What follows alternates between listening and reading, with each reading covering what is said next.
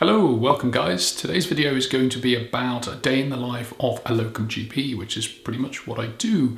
A lot of you have been asking questions about the workload, if it's a 9 to 5 job, how many patients we see, and lots of other important questions. So if any of those resonate with you, stick around to the end. Let's dive in. I normally start my day at around 6:45. I grab a cup of coffee, sit down on my computer and read up on the day's news on the BBC or The Guardian, so classic brown dad style. My commute is usually around about an hour and 10, sometimes an hour and 15 minutes if the traffic is terrible that day, and I try and make that commute productive. So I'm driving from Surrey to Southampton area, and I normally listen to some podcasts en route. The two of my favourites at the moment are Business Wars and the Property Market podcast, which is really good, so I would recommend them. I normally get into work around 8:45. That gives me a good buffer of 15 minutes to catch up on some tasks or any paperwork that's left from the day before. At 9 o'clock I start my clinic, and I normally see about 15 patients per session, so per half a day. So 15 patients means that we run until about 12 o'clock for the morning surgery. After the morning clinic, I have about 30 minutes to do the paperwork for those patients seen. So that's referral letters, if I need to phone the hospital for any admissions or anything like that, finishing at 12:30. Between 12:30 and 1 o'clock, I normally do paperwork for the surgery. So some days they'll need prescriptions. There'll be about 30 prescriptions. Some day I'll be really busy with blood test filing. So it'll be about 30 blood tests I'll be filing away.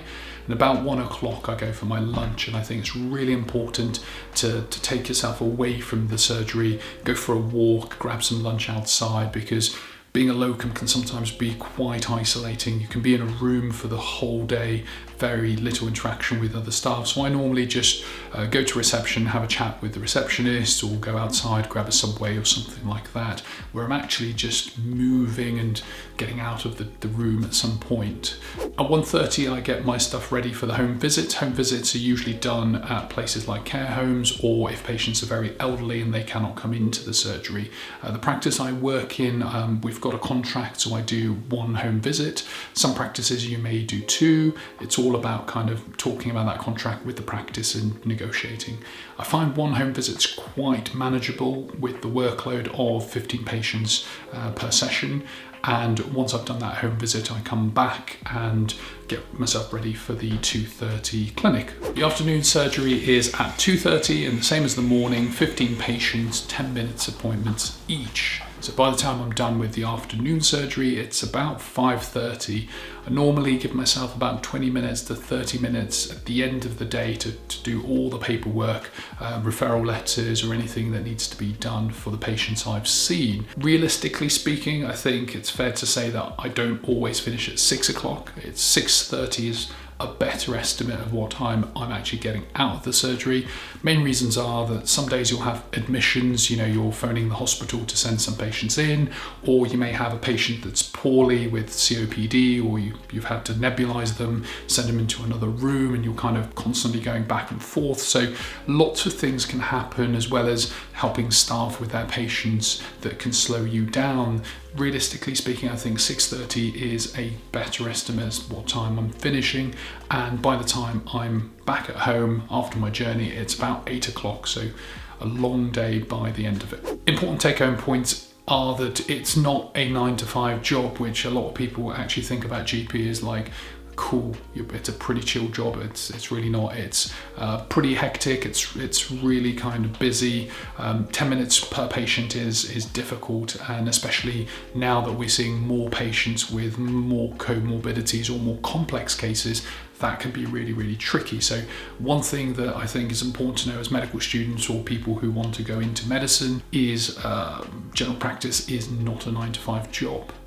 Second of all, the other thing to say is that the timetable I've got is fairly manageable compared to other GPs who will be doing things like a salaried role, or if they're a partnered GP, for those kind of roles, there are a lot more responsibilities. So if you're a partner GP, you would be having meetings about running the practice. If you're salaried GP, you may have a lot more other responsibilities. So I don't want to kind of give you an inaccurate view of general practice. This is just my role as a locum. And the important part about being a locum is I can negotiate and I can say, look, this is what I find manageable and this is what gives me a good working life balance. So it's important that you know the different roles of general practitioners and think about which one will suit you the most. My working week is usually working 3 to 4 days of full clinical work and then half a day of paperwork. So doing things like invoices, paperwork, pension forms, they take a lot of time.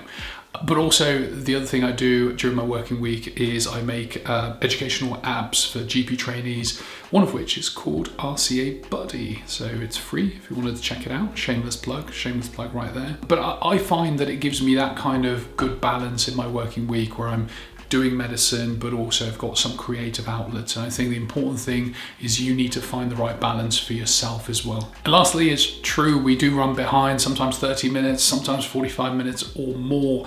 The main reasons for this is that we're seeing super complex cases. We're seeing people with multiple comorbidities. The new triaging systems means that by the time they get to the GPs, they are already complex cases. The coughs and colds, the fungal nail infections, we don't see as much nowadays. There's also a rise in mental health cases, and obviously those kind of things deserve their own time, and for you to be able to do that properly, you need to take your time with those things. It's important not to fight the time. I would say just embrace it. Some days can be really difficult and you'll be running behind for multiple different reasons, admissions, difficult cases, or multiple issues going on. What I would say is take regular breaks, give yourself a break at lunch just to recharge the batteries, and then go again in the afternoon. Take each day as it comes. Well, I hope that's been useful. If you have any more questions, you can drop them below in the comments, or you can just reach out to me on my socials. Next week's video is about, I actually don't know, but it's something about medicine. And if you like medicine or medical stuff, I'll see you there. Peace out.